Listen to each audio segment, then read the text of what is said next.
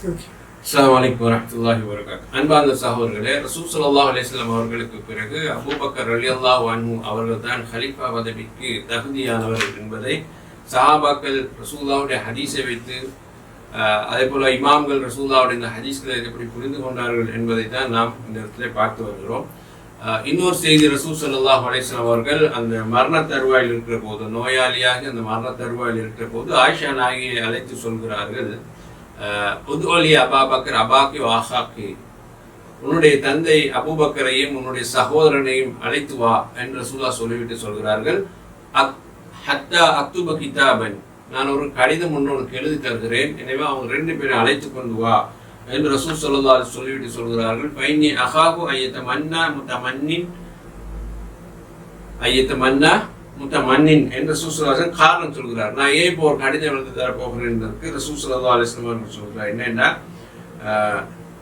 தாம் தான் கலீஃபாவாக வேண்டும் என்று எவரும் ஆசைப்படவோ அல்லது நானே அதற்கு தகுதியானவன் என்று எவரும் சொல்லிவிடவோ கூடும் என்று நான் பயப்படுகிறேன் என்று சொல்கிறார்.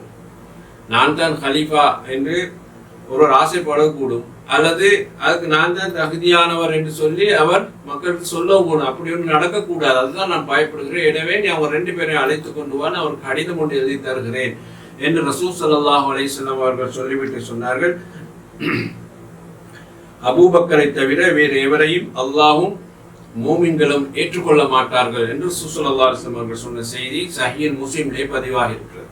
அப்ப அந்த இடத்துக்கு யார் வருவதாக இருந்தால் இந்த உம்மத்தில் அபூபக்கர் தான் வரணும், அதைத்தான் ஏற்றுக்கொள்வார், மூமின்களும் அதை தான் ஏற்றுக்கொள்வார்கள் என்று ரசூல் ஸல்லல்லாஹு அலைஹி வஸல்லம் அவர்கள் இந்த செய்தியை சொன்னார்கள் என்று ஆயிஷா ரலியல்லாஹு அன்ஹா அவர்கள் அறிவிக்கிறார்கள்.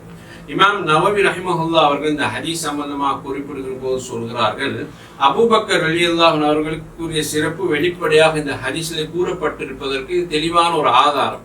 அபூபக்கர் ரலியல்லாஹு எப்படிப்பட்டவர் என்பதற்கு நீங்க பார்க்கணும்னு சொன்னா, அவருடைய சிறப்பு என்னன்னு பார்க்கணும்னு சொன்னா, இந்த ஹதீஸே போதும் அவருக்குரிய சிறப்பு தகுதி எல்லாத்துக்கும் ஒரு ஆதாரமாக இந்த ஹதீஸ் இருக்கிறது என்று சொல்லிவிட்டு சொல்கிறார்கள்.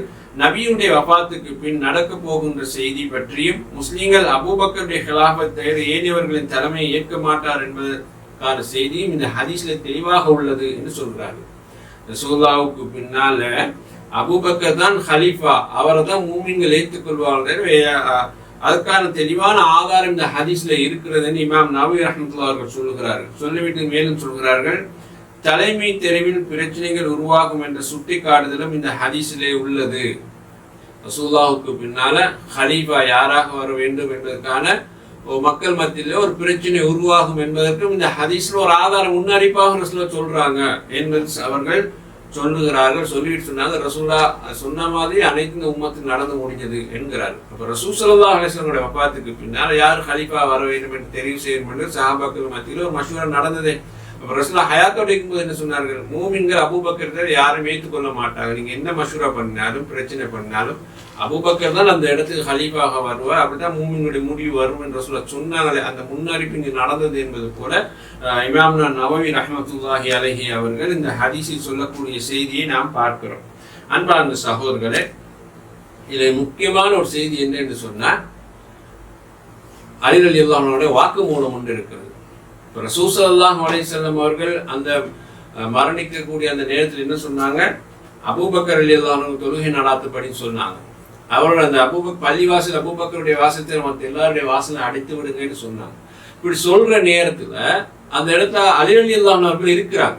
அவங்க மதீனாவிலே இல்லாம போகல, அல்லது அந்த இடத்துல விட்டு எங்கேயோ மறைஞ்சிருக்கவும் இல்லை. அலி ரலியல்லாஹு அன்ஹு இருக்கக்கூடிய சபையில தான் ரசூலுல்லாஹ் சொல்றாங்க, மக்கள் எல்லாரும் இருக்கிறாங்க, அலி ரலியல்லாஹு அன்ஹு இருக்கிறாங்க.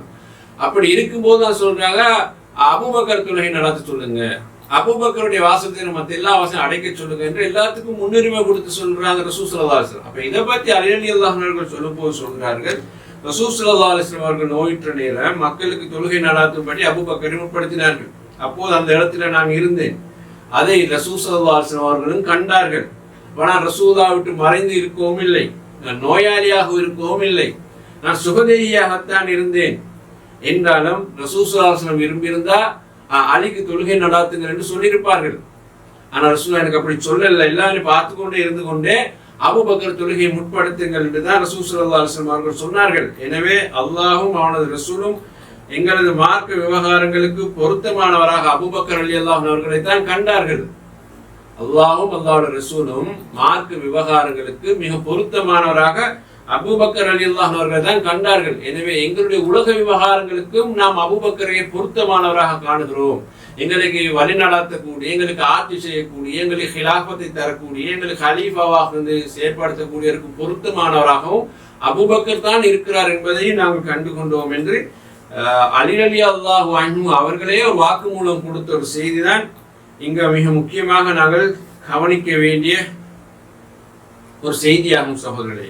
எனவே இந்த பிரச்சனையில சஹாபாக்களுக்கு மத்தியில எந்த பிரச்சனையும் இருக்கல, இந்த குழப்பமும் இருக்கல. அவங்க தெளிவான ஒரு முடிவுல தான் இருந்தாங்க.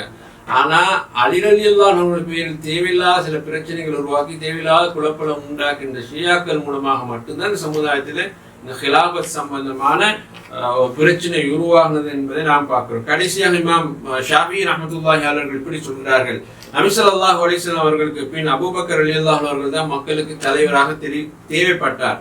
இந்த வானத்துக்கு கீழ் அபூபக்கர் அவர்களை விட சிறந்த ஒருவரை மக்கள் காணவில்லை. எனவே அபூபக்கரை தங்களுடைய தலைவராக மக்கள் எடுத்துக்கொண்டார்கள் என்று இமாம் ஷாஃபி ரஹ்மத்துல்லாஹி அலைஹி அவர்கள் சொல்லக்கூடிய செய்தியை நாங்கள் பார்க்கிறோம். எனவே அன்பார்ந்த சகோதரர்களே, இந்த அடிப்படை இந்த உம்மத்துக்குள் எந்த பிளவும் இல்லாமல் பிரச்சனையும் இல்லாமல் ஹலீஃபா பதவிக்கு தகுதியானவர் அபூபக்கர் தான் என்பதை எல்லோரும் புரிந்து கொண்டது போல நாங்களும் புரிந்து கொள்வோம். அஸ்ஸலாமு அலைக்கும் வரஹ்மத்துல்லாஹி வபரகாத்துஹு.